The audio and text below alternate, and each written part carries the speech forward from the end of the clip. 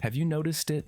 Las Vegas, once the glowing heart of American escape, feels empty. Not deserted, not dead, just hollow. The lights still flash, the fountains still dance, but behind all that neon, something has broken. This is the story of how Las Vegas, the world's most famous city of luck, lights, and illusion, quietly destroyed itself in just 6 years. From 2019's golden age to 2025's silent casino floors, Vegas didn't collapse because of one big disaster. It bled itself dry, one fee, one bad decision, one greedy policy at a time. Back in 2019, Las Vegas was unstoppable. Over 42 million visitors filled the city that year. Hotels were packed, conventions were booming, casino profits were hitting record highs. The Bellagio fountains sprayed confidence into the air. The skyline was expanding with new projects. Fontainebleau was finally back under construction after sitting empty for over a decade.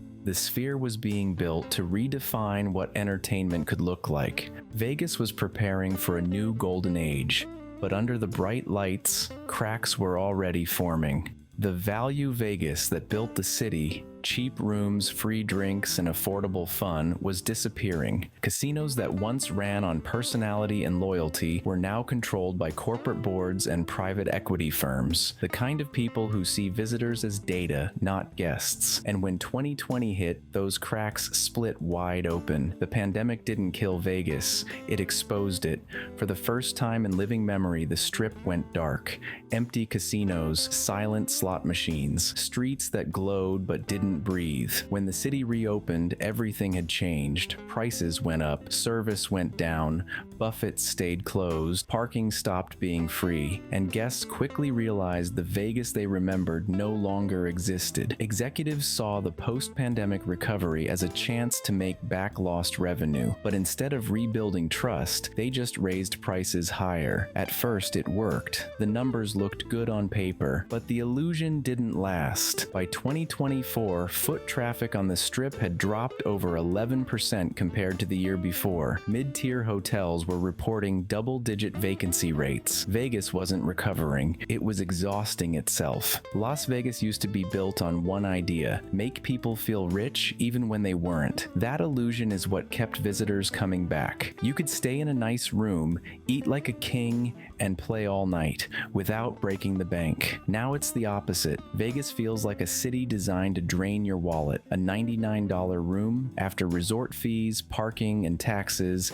it's $160 before you even unpack. Breakfast for two, nearly $60. A single cocktail, $18 to $20. Economists call it drip pricing, locals call it robbery. A study from the University of Nevada, Las Vegas showed that visitor satisfaction has dropped by over 20% since 2019, with unexpected fees being the #1 complaint. For the first time in modern history, Vegas didn't just raise prices, it changed the entire psychology of visiting. For decades, Vegas belonged to the everyday person. You didn't have to be rich to feel like a high roller. $5 blackjack tables, $10 buffets, free drinks while you played. Those small details made people feel special. Today, those people are gone. The average table minimum on the Strip is now $25 or more. Buffets that once cost $10 now push $50. Casinos call it premiumization, but that's just a fancy way of saying they've priced out the middle class. And those visitors, they didn't stop gambling, they just went elsewhere. They offer affordable rooms, friendly staff, and no hidden fees. Between 2021 and 2024, local and tribal casinos saw double-digit revenue growth.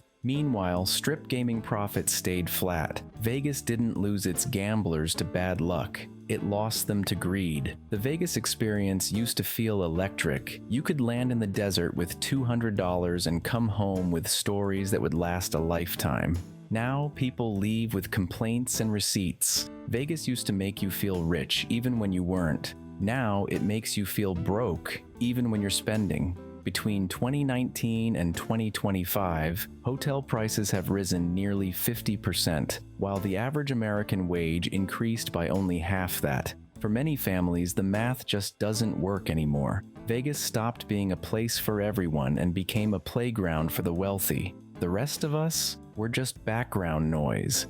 To keep the illusion alive, Vegas doubled down on spectacle. Billion-dollar projects like the Sphere and Fontainebleau were meant to bring new energy to the Strip, but instead of saving the city, they highlighted what's wrong with it. The Sphere became a viral sensation, but it's also one of the most expensive venues in the country. Tickets can cost over $200. Drinks inside are $30 each. Even locals call it the city's biggest tourist trap. Fontainebleau, after nearly 20 years of delays and over $3 billion in costs, finally opened to half-empty floors. Luxury rooms, celebrity restaurants, designer stores, but not enough people to fill them. The irony?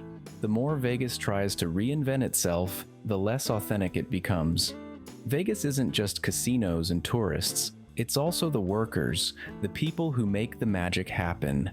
Dealers, bartenders, servers, performers, and hotel staff. But as tourism slowed and corporate margins tightened, those workers were the first to feel the hit. In 2024 alone, over 12,000 hospitality jobs were lost or left unfilled. Many employees have moved out of the city entirely, commuting from cheaper towns just to survive. Vegas was once a place where you could work in a casino and still afford a house. Not anymore. When the people who bring life to the city can't afford to live in it, the soul of that city starts to fade. While Vegas fought to stay relevant, the rest of the world caught up. Singapore's Marina Bay Sands, Monaco's Casino de Monte Carlo, and the massive WinStar World Casino in Oklahoma are all offering what Vegas used to: good value, fair odds, and great service. Even within the United States, destinations like the Seminole Hard Rock in Florida and Pechanga Resort in California are taking the middle-class crowd Vegas once relied on.